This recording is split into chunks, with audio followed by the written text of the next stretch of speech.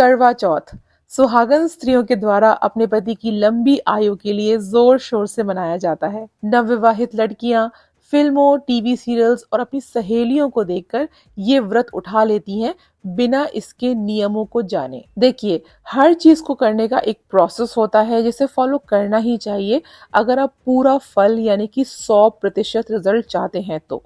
मान लीजिए आपको भारत से अमेरिका यात्रा करनी है, तो वहां सकुशल पहुंचने के लिए आपको एक प्रोसेस फॉलो करना ही होगा। वीजा, टिकट्स और इमिग्रेशन के बाद ही आप अपने गंतव्य पर पहुंच पाएंगे, सिर्फ सोच लेने से नहीं। ठीक उसी तरह व्रत के नियम पालन करने से ही उसका 100% फल आपको मिलता है।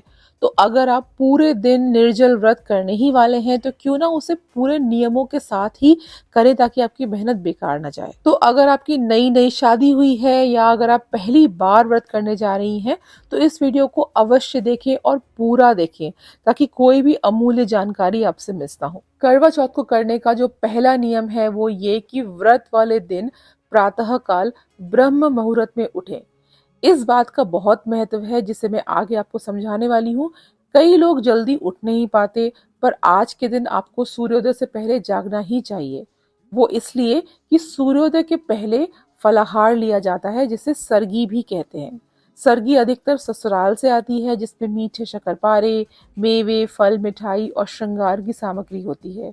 यदि किसी कारणवश ससुराल से आपकी सरगी ना भी आ पाए तो आप फल, मिठाई, दूध, चाय वगैरह लेकर फलाहार कर सकते हैं। उत्तर प्रदेश और दिल्ली के क्षेत्रों में स्त्रियां दूध से बने पकवान जैसे कि सेवई, दूध फेनी, खीर वगैरह लेकर भी व्रत का प्रारंभ करती हैं। तो ब्रह्म मुहूर्त में उठने का जो महत्व है वो ये कि आपको सूर्योदय से पहले ही अपना फलाहार वगैरह लेकर खत्म कर लेना है। अब आता है नियम नंबर 2।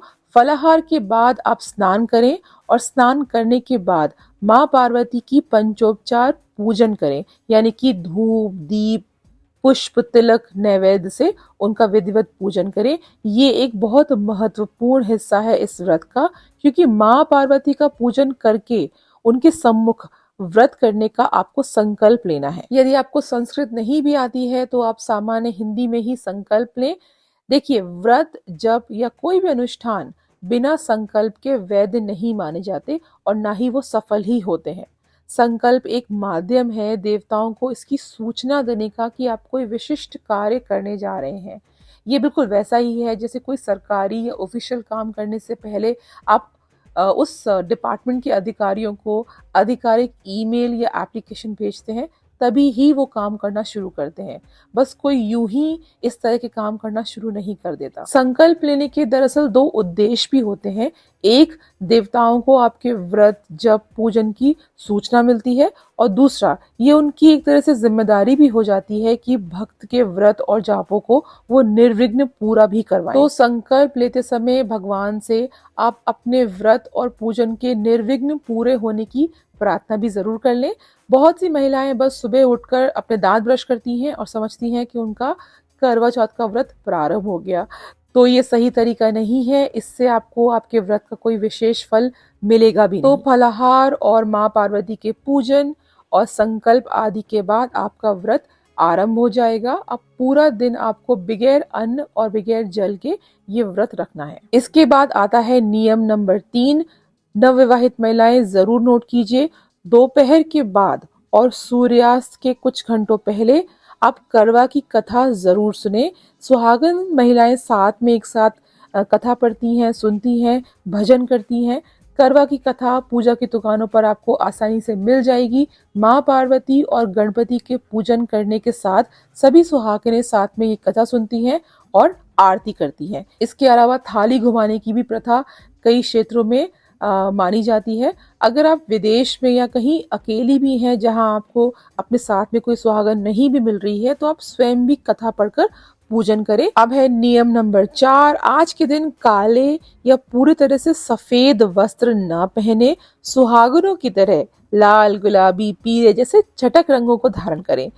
काले और सफेद वस्त्र शोक, मृत्यु और वैधव्य दर्शाते हैं, इसीलिए शुभ अवसरों पर सुहागनों को इन्हें धारण करने से बचना चाहिए। यदि आप नवविवाहित हैं तो अपने विवाह का जोड़ा भी पहन सकते हैं, इसका खास महत्व है। करवा चौथ का जो नियम नंबर 5 है वो ये कि आज के दिन 16 श्रृंगार अवश्य करें।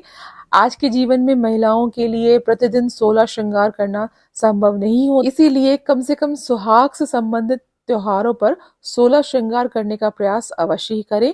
धार्मिक ग्रंथों में जो 16 श्रृंगार वर्णित हैं वो इस प्रकार हैं: बिंदी, सिंदूर, काजल, मेहंदी, गजरा, मांग टीका, नथ, कानों के झुमके, हार या मंगलसूत्र, आलता या महावर, जो भी आपके क्षेत्र में इसे कहा जाता है, बाजूबंद, चूड़ियां, आरसी या अंगूठी, कमरबंद, बिछिया और पायल। वैसे 16 श्रृंगारों से पहले स्नान का भी बहुत महत्व है। पुराने समय में स्त्रियां उपटन लगाकर और कई प्रकार के गंधों से स्नान करती थी, जिससे उनका शरीर ना सिर्फ सुंदर होता था बल्कि उसमें से सुगंध भी आती थी। उसके बाद ही श्रृंगार करने का जो प्रोसेस था वो शुरू होता था। तो स्नान भी इसमें एक बहुत बड़ा महत्वपूर्ण हिस्सा है। तो आप विधिवत स्नान करें और उसके बाद 16 श्रृंगार धारण करें। करवा चौथ का जो नियम नंबर 6 है वो ये कि व्रत के दिन अपने मन में आप माँ पार्वती का ध्यान करें और अपने विचार सात्विक रखने का प्रयास करें। कामुक क्रियाओं या संभोग से आज के दिन बचना चाहिए, इससे आपका व्रत तो टूटेगा ही, दोष भी लगेगा। क्योंकि संयम भी व्रत का एक हिस्सा होता है, इसीलिए आज कम से कम किसी भी प्रकार की इस क्रिया से आप दूर रहें। नियम नंबर 7 है कि चंद्रमा को देखकर और अर्घ्य देकर ही आप पति के हाथ से पानी पिएं।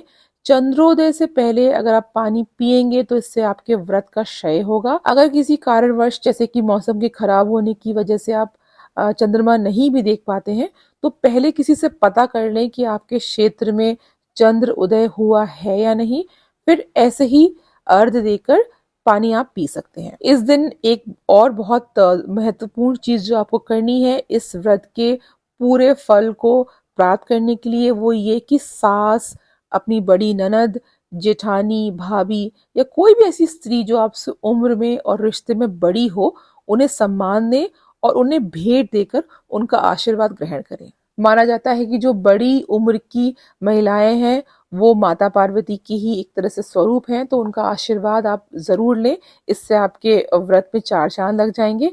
तो ये थे कुछ नियम जिन्हें करवा चौथ पर आप अवश्य ही फॉलो करें, जिससे आपका व्रत संपूर्ण फल देगा। तो अगर ये वीडियो आपको पसंद आई है तो शंखनाद चैनल को अवश्य सब्सक्राइब करें, बेल आइकन को भी प्रेस करें ताकि जब कोई नया वीडियो अपलोड होता है आपके पास उसका नोटिफिकेशन आएगा।